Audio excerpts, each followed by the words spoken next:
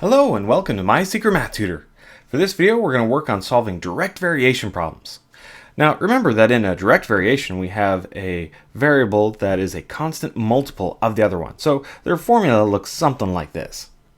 Now when you get into solving variation problems, it's good to have a nice method for going through and actually getting your answer.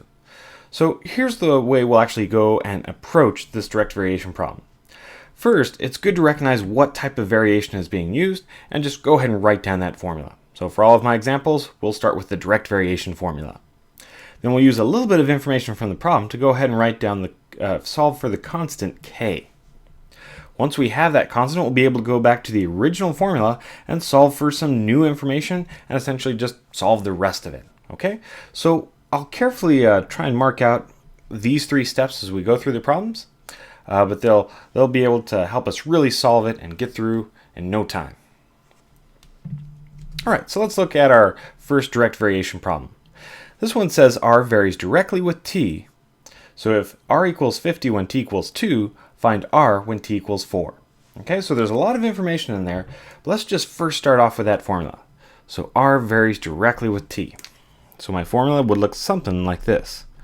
R varies directly with t. So I have that constant of proportionality in there, and we need to figure out what it is. Well, to actually figure out what that k is, we'll use a little bit of information. So it says if r equals 50, then t equals 2. Okay, so stop right there. That's just enough information to get the k. So r equals 50 when t equals 2. All right, so we can solve this for k. We'll simply divide both sides by 2. So we'll get 25 is equal to k. All right, now that we actually know what our k value is, we can go back up to this original formula up here and actually just put it in. So r equals 25t. And now we'll finish off the rest of this problem using what little information we have left. So it says find r when t equals 4. So now I'll be looking for r. I have the k, and it's going to give me the 4. So r equals 25 times 4. I can see that r will equal 100, and this guy's done. So you really have to pick apart this to know what type of variation it is, get a little bit of known information, solve the rest out. Let's look at one more of these.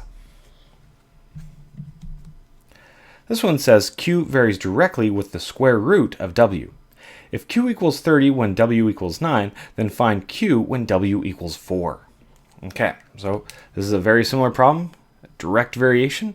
So we'll start with the formula. Let's see. Q varies directly. This one's got a little bit of a change. Notice how it's with the square root of w. So we better put in the square root of w. Okay, so now that I have that, I need to use a little bit of information. Let's solve for this k. If q equals 30 when w equals 9. So q equals 30 when w equals 9. All right, that's just enough information. Let's figure out that k. So 30 equals k times 3.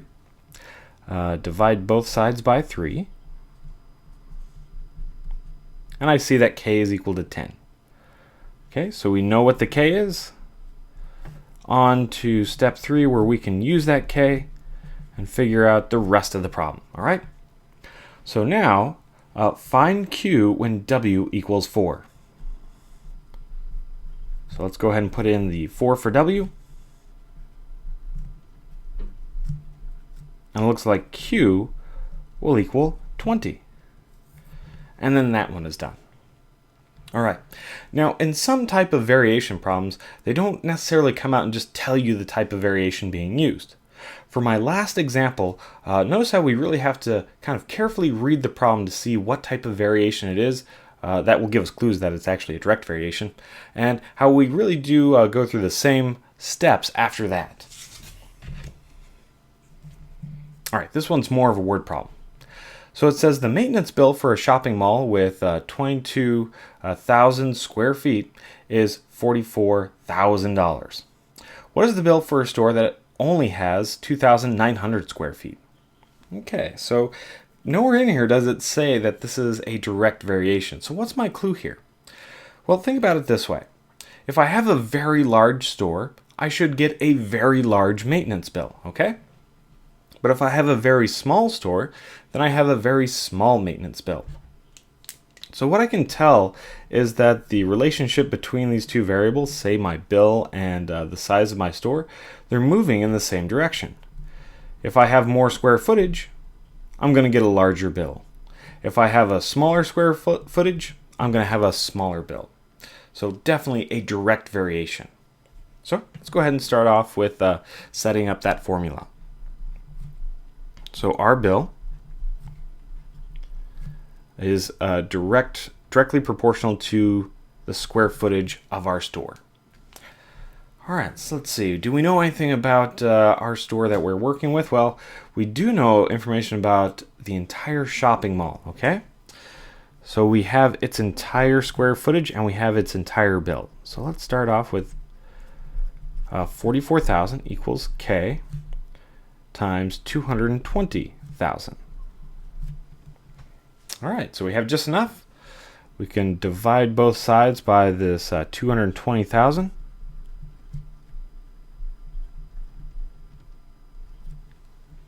And this should give us our K. We've got to do a little bit of work here. Let's see what we can cancel out here. So 3 zeros gone, 3 zeros gone. Let's see. 4 goes into the top 11 times. 4 goes into the bottom. Let's see.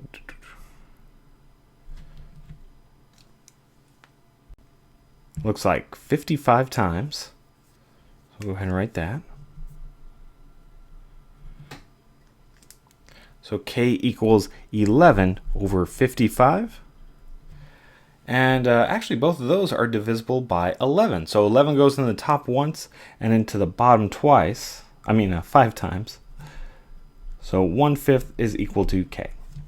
All right, now that we have K, we can write down our formula. So the bill is 1/5 the square footage.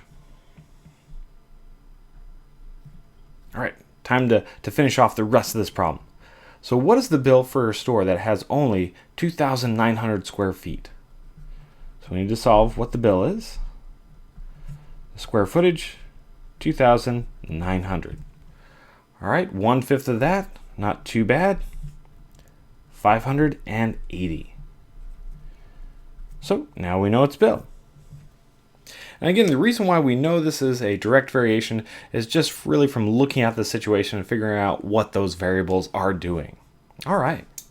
Well, if you'd like to see some more videos, please visit mysecretmathtutor.com.